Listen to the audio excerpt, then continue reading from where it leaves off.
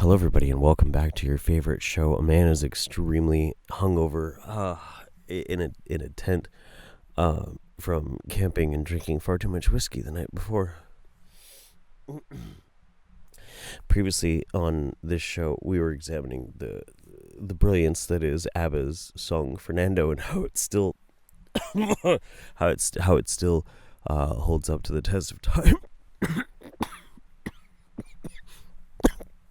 Now, before we get to our program, vomit break. Oh, God.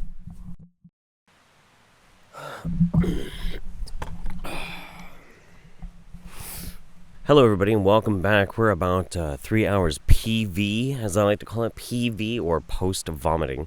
I have come and explored this beautiful, beautiful range of amazing nature that I'm looking at right now. This is absolutely incredible. We're out here in the middle of the Sayusla National Forest. Beautiful place. Surrounded by some of the most incredible wilderness. And this really got me thinking. Once I sobered up from my extreme abuse of bourbon, and then eventually got a little bit of mimosa in me, so I could start to think clearly again. But it got me thinking about how incredible it is that all of this exists. All of this, all of this crazy bullshit. How the fuck does this exist? It is really truly blowing my mind. Let me explain. You see, while we're sitting here, and I'm just some random-ass douchebag on some random-ass park bench in a random-ass off the road from a forestry road that nobody ever finds this kind of shit. Like, nobody ever comes here. I'm some random intruder just simply sitting here in the middle of nature. Going on around me, in a radius of barely just a few meters, is countlessly billions amounts of genetic structure mutating. Everything around me is mutating. And I mean that. I really mean that. I mean that on a genetics level. Like, everything around here is mutating constantly.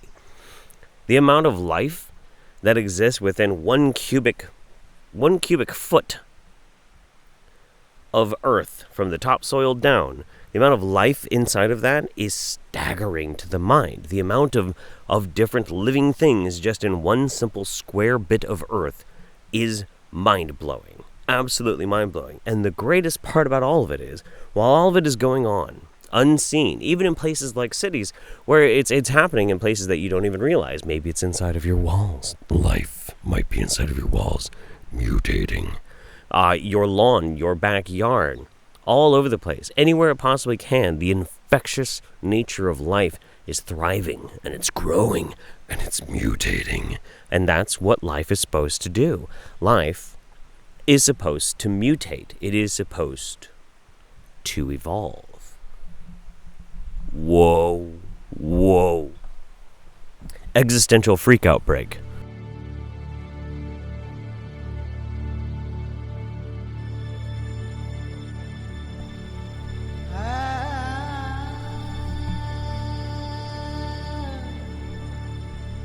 Like, are our eyes just like windows into the soul or something? Wow. But the reason why this really stuck in my craw was because of one simple thing that a friend of mine, who was up there somewhere doing something weird, pointed out. And it was this flower. This flower right here. This flower has evolved and mutated. Its species has mutated over the years to have certain adaptive traits that are very positive for it in the overarching scheme of nature and the competitiveness of life. But you can literally see some of the benefits that this flower has developed over time. I mean, it obviously already has like a bell cup shape so that the bees or other types of pollinators can can get easy access. The bottom lip of it, how it hangs, is almost like a little landing pad, very enticing to the little buzzing insects. But not only that, but if you look deep inside, and I don't know if I can get a very good picture of it, but there are hairs. This flower has evolved hairs on the inside so that any of those pollinating insects that come and visit might scrape off some of that excess pollen that otherwise they were already rolling around in, and that helps to cross-pollinate the flower. That's fucking amazing. That's fucking crazy. Now, I'm sure there's people out there who are like, why is that so fucking amazing? Why is that so cool? Why are you astounded by this? Bitch, it's a fucking plant. It's a fucking plant. It's literally a plant. It doesn't have a brain. This thing, this doesn't have a brain. The rest of this plant doesn't look any smarter than this. It's still just a dumb fucking plant. It's just a plant. That's it. It's just a fucking plant. It has no brain. And it cannot make these decisions. It literally cannot make these decisions.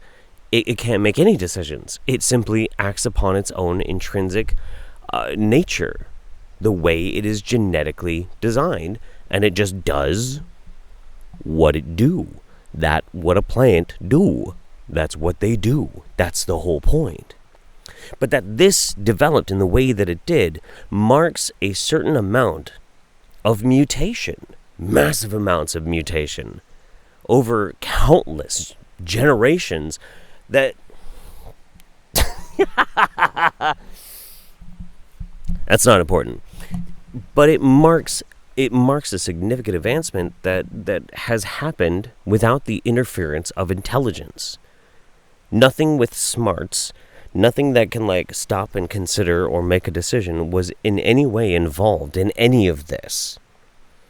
There was no overarching beatific design by some magical sky leopard that led us to have these flowers with these adaptive traits. This all happened by accident because the flower that has the compelling landing pad, the flower that can help scrape off the cross-pollination so it can continue to propagate a species, is the one that more will be made of. And so it succeeds, where those who did not have these traits did not succeed, and they fall by the wayside. And that is the very basis, the very nature of what evolution really is. It's not just simply the component of that cells and DNA and everything mutates, because everything mutates. It's how those things that completely by accident truly can achieve and are those who get to continue on into the future. Now, I'm going to make a really big, weird, esoteric, humanity point in a minute, but before I do, let's really just appreciate how fucking crazy it is, how mutation works, and how much of it there is. Right now, all around me, this is getting kind of creepy. I think I need another existential freakout moment. Hang on. Oh dear, here we go. Oh yeah.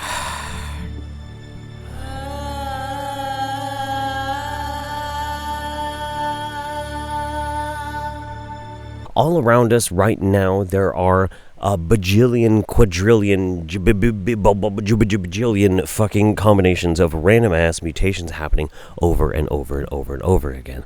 Why? Because nothing is perfect in this world. Nothing is perfect, and that includes things like, genetic replication. Things just don't come out the same. They come out janky and disjointed, and sometimes, by accident, they come out better. And then when they come out better, hopefully it's an advantageous trait that's just enough that means that it's going to continue on into the future. But it's all so random.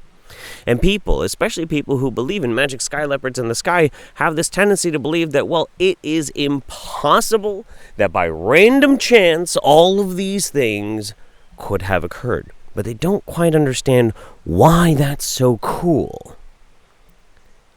It's because it's not by simply random chance, it's by the statistics, it's by the numbers. With how many combinations or random ass mutations are happening all the fucking time around us at a constant rate, of course this would happen. Of course it would. Why wouldn't it? Once life began, life's very much, in a weird kind of way, invasive nature takes over, and its imperfect way of replicating itself meant that it was just going to continue to improve. That's really the whole basis out of all of it. I don't understand how people can't see that for how amazing it is, and how incredible and brilliant everything has developed so far wasn't the obvious outcome. When you really think about it, this was always going to happen. Once you start life, even just a little bit, yeah, it makes sense. It makes sense that we got to where we're at right now. Doesn't mean it's any less awesome. All right, at this point in the video, I'm going to have to get a little preachy, a little proselytizing, a little bit of in your face about this. So, here we go. Nature demands progress. Nature demands that things evolve. Nature demands mutation. Things have to mutate. They do. Because nothing can ever exist in a frozen state. That's not how the planet works. That's not how the rules of reality work. That's not how anything ever works. Yet, for some reason, we have this tendency, at least some people have this tendency in humanity, that we believe that we need to maintain things as they are. We need to just slow down. We need to make sure we're holding true to our traditional roots. This is important. We need to stay true to the founding principles of the things that were arbitrary rules set in place a long time ago by people we've never met, because they've been dead a long fucking time. Now, that's not to say that we should discount the past and we should just simply throw away all the basic rules that we've otherwise spent hundreds of years learning and adapting and adopting. No. Traditionalism has its value, especially as a basis, a jumping off point into something that's going to be more, and I might lose some people with this word, progressive. But it's not progressive in the way that you might see in like politics. It's progressive in the idea that maybe things can be better in a new and different way. Reality, nature, life, everything around us does not hold any value in traditionalism. Nature doesn't give a fuck about fossils. Nature doesn't give a fuck about where it came from. Nature gives a fuck about where it's going. So too do I think, personally speaking, that humanity has to start thinking about the future as well. We have to think about what can be better for us next, not what always worked for us in the past. Because we are mutating. Not only just our bodies, but our minds, our society. Has anybody noticed? We live in a society, and it's mutating, and we're mutating, and we need to find a way to mutate with it. Otherwise, we're fighting against an unstoppable tide, one that's programmed in us right from nature. And that's the truth. And that's all I got. One more existential freak out? Nah, I'm good for the day.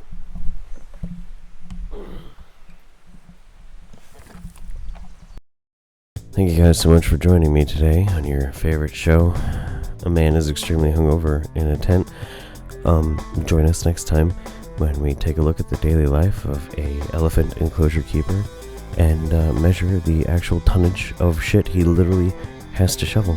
I'll see you next time. Take care of yourselves and your families and all that stuff. I need to puke. Oh my God.